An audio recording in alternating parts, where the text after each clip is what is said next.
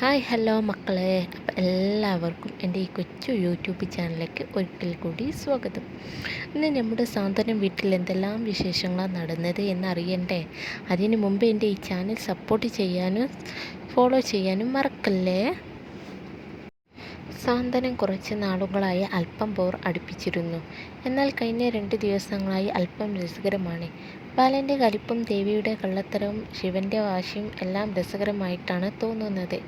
ഇന്നലെ ഉദ്ഘാടന ദിവസമായിട്ട് ആരും വന്നില്ലല്ലോ എന്ന നിരാശ ശിവനും അഞ്ജുനും ഇപ്പോഴില്ല. ഹരിയും കണ്ണനും ദേവിയും എല്ലാം എത്തിയിട്ടുണ്ട്. ഒളിഞ്ഞു നിന്നാണെങ്കിലും ബാലനും വന്നു. അപ്പവും ലക്ഷ്മിയമ്മയ്ക്കും ശിവൻ്റെ കടയിലെ മസാല ദോശ കഴിക്കാൻ പറ്റി. ദേവിയേട്ടത്തി ശിവൻ്റെ കടയിലേക്ക് പോയതായിരിക്കുമോ എന്ന സംശയത്തിൽ ഹരിയും അപ്പവും നിൽക്കെ ബാലൻ കയറി വരുന്നതും ദേവിയെ വിളിക്കുന്നതുമൊക്കെയായിരുന്നു കഴിഞ്ഞ ദിവസത്തിലെ എപ്പിസോഡ് അവസാനിച്ചത്. ഹരി ശിവൻ്റെ കടയിൽ പോയ കാര്യം ബാലന് അറിയാം. എന്നാൽ താൻ ഒളിച്ചു പോയതിനാൽ അക്കാര്യം നേരിട്ട് ചോദിക്കാൻ കഴിയില്ല. എന്നിരുന്നാലും എൻ്റെ വാക്കിന് വിപരീതമായി നീയൊന്നും ചെയ്യില്ലല്ലോ എന്ന് മുനവെച്ച് ചോദിക്കുന്നുണ്ട്. ഹരിയും ഇല്ല എന്ന് തന്നെ പറയുന്നു. ഹരിയോട് സംസാരിക്കുന്നതിനിടയിലും ബാലൻ അടിക്കടിക്ക് അകത്തേക്ക് നോക്കി ദേവിയെ വിളിക്കുന്നുണ്ട്.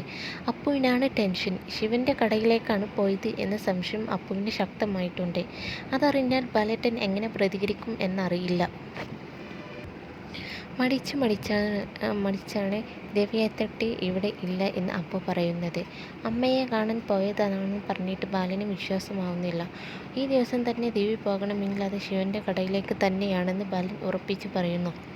കണ്ണനെയും കാണാനില്ല. തീർച്ചയായും 2 പേരും പോയത് ശിവൻ്റെ കടയിലേക്ക് തന്നെയാണെന്ന് പറഞ്ഞ് കളി തുള്ളുകയാണ് ബാലൻ. അതേസമയം ശിവൻ്റെ കടയിലെ അന്തരീക്ഷം എല്ലാം കണ്ട് ദേവി പൂർണ്ണ തൃപ്തിയിലാണ്. എന്തായാലും ഇത് വിജയിക്കുമെന്ന് ദേവി അനുഗ്രഹിച്ചു. ശിവനും അഞ്ജുവിനും അത് വലിയ സന്തോഷമായി. അധികം വൈകാതെ നമുക്കിറങ്ങാം എന്ന് കണ്ണൻ പറഞ്ഞു. അപ്പോഴേക്കും 5 മസാല ദോശ പൊതിഞ്ഞു കൊണ്ടുവന്നിരുന്നു.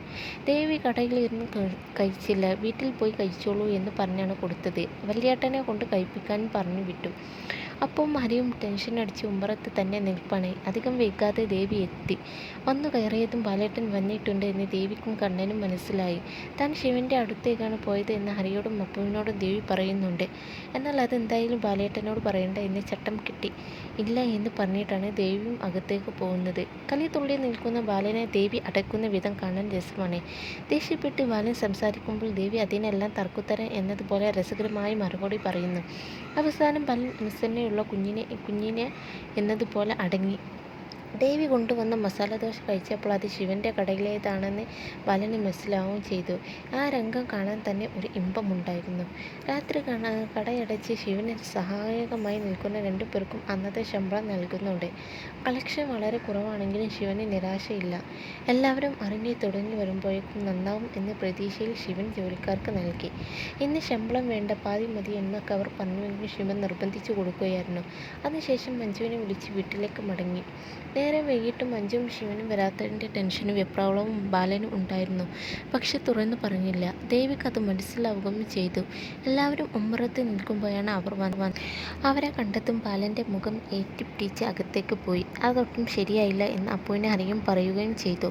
എന്നാൽ ദേവി ശിവനെയും അഞ്ജുവിനെയും ആശ്വസിപ്പിച്ചു. കളക്ഷൻ്റെ കാര്യത്തിലൊന്നും ഇപ്പോൾ ടെൻഷൻ വേണ്ട എന്ന് ഹരിയും പറഞ്ഞു. ബാലന് പിന്നാലെ അകത്തേക്ക് പോയ ദേവി ശിവനോടും അഞ്ജുവിനോടും ദേഷ്യം കാണിച്ച് അകത്തേക്ക് വന്ന് ശരിയായില്ല എന്ന് പറയുന്നത് വരെയാണ് ഇന്നത്തെ സാന്ത്വനം എപ്പിസോഡ്. മറക്കാതെ എൻ്റെ ചാനൽ സബ്സ്ക്രൈബ് ചെയ്യാൻ ഫോളോ ചെയ്യാനും മറക്കല്ലേ. ടാറ്റാ, ബൈ.